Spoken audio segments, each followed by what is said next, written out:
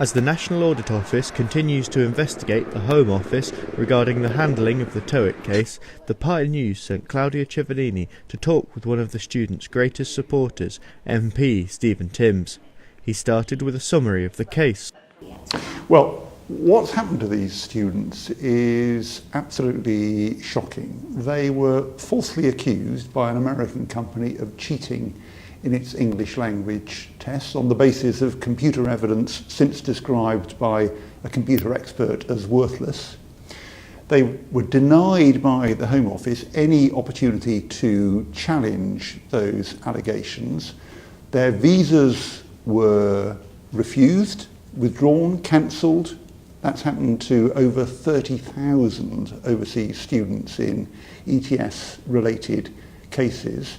They were thrown off their courses, in some cases just within a few weeks of completing a 3-year degree, and they've been left completely in limbo, unable to work or study or support themselves in any way.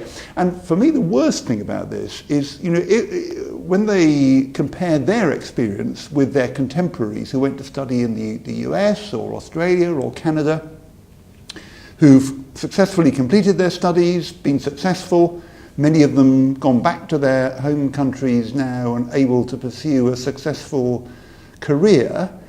And yet these students who chose to come to the UK, who trusted the British education system, have had their lives turned into an absolute nightmare, when surely at this time, above all times, we should be bending over backwards to welcome students and appreciate those who do us the good favour of choosing Britain to study.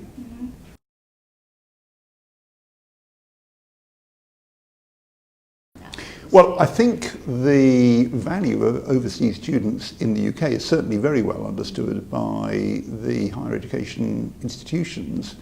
Whether it's understood more widely, I'm not sure. I mean, the Prime Minister has been very insistent that overseas students need to be counted in the migration figures, which she's got a target to cut drastically. She hasn't made very much progress with that target, but keeping overseas students in the count does mean that there is a prejudice against the students in the way the migration system works. So I think there are some bits of the authorities in the UK who don't appreciate the value. In the higher education institutions, it's certainly understood. I must say one thing I would have liked to hear, and would still like to hear, is much more clearly from those institutions a sense of outrage about what's happened to the thousands of students in the TOEIC case. It's completely indefensible.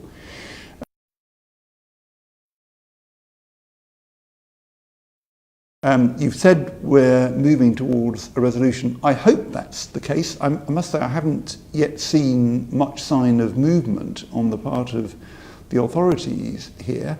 I think it's an open and shut case. It's certainly true that the Home Office has been looking at it. It's been drawn very forcefully to their attention. I've met with other MPs, the Home Secretary, who I think understood the problem and indeed told us he was sympathetic to the case that we made to him. But as yet there hasn't been any movement in terms of the official position of the Home Office or of the authorities in the UK. We're still waiting for that. I hope it's going to come, and I hope it's going to come soon, but there's no sign of it as yet. I became involved simply because I started to meet people in my constituency who were the victims of what had happened.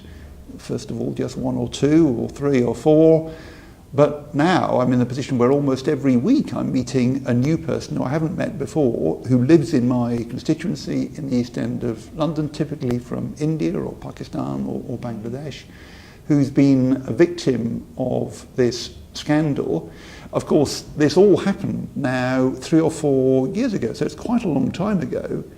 And I think for many of those who've suffered as a result of this, it is a matter for them of deep shame that they have been accused and frankly convicted by the British government of having cheated. Quite a lot of them have told me they've still not dared tell their families what's happened to them because they fear they would be disowned by their families, who got a very high regard for the British system, for what the British authorities say, and if the British authorities are saying this person is a cheat, they're worried that that's what their families will believe. In a lot of cases, studying here has required the family's life savings to be spent to pay for the fees for the education and for the support of the children. So the idea of going back now with nothing after the family's life savings have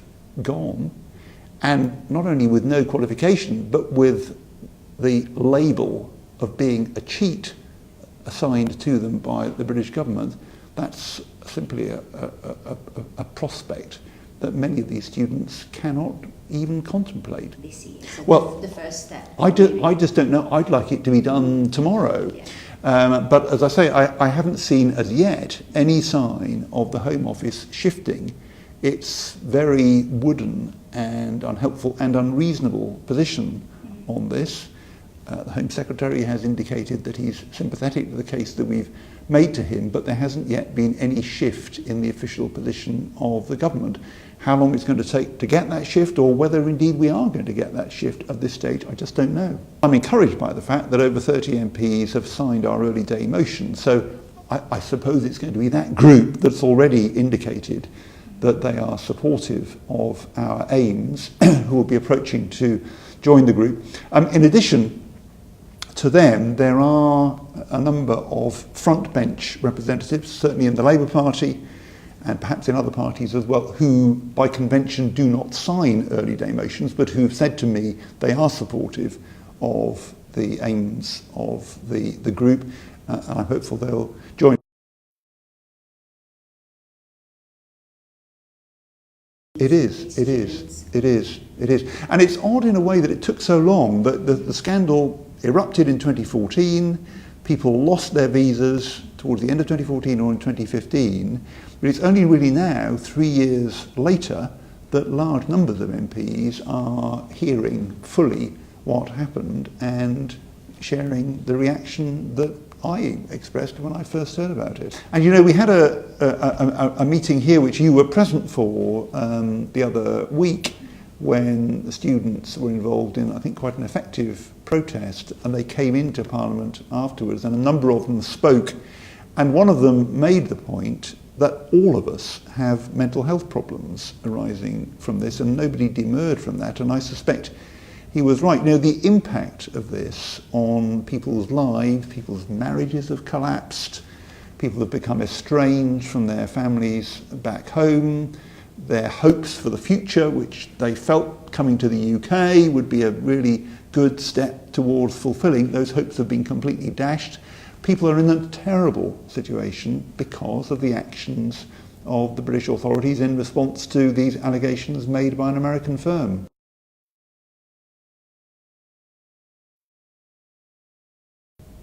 Well, the call to take overseas students out of the net migration figures is a very widely shared call, certainly one that I support. The Migration Advisory Committee, as you've said, and others. In fact, my impression sometimes is that almost everybody agrees with that, except for the Prime Minister, and for that reason it doesn't happen. But you know, we don't want there to be a downward pressure on the number of overseas students coming into the UK.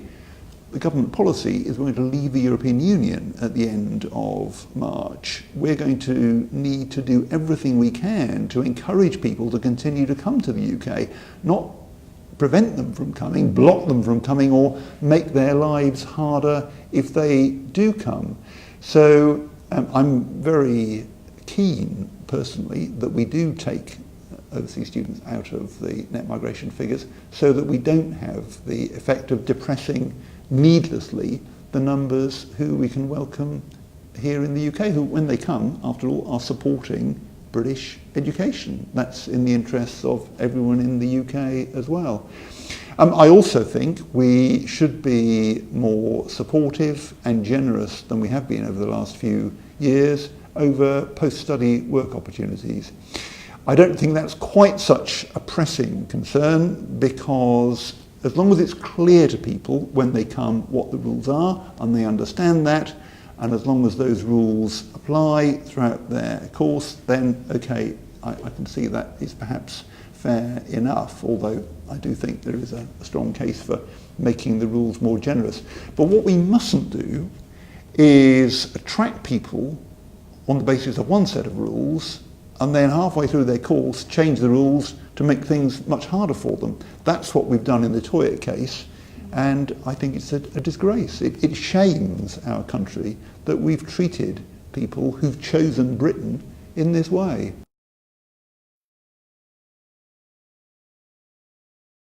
And a lot of them, you know, they've grown up from infancy. Their parents have told them about the trustworthy nature of the British system. And their experience, sadly, has completely belied that conviction that they've had from being so young. So I think our general offer to overseas students is quite an attractive one, and as it should be, and it needs to be. But what's happened over TOEIC, I'm afraid, is a terrible black mark on that reputation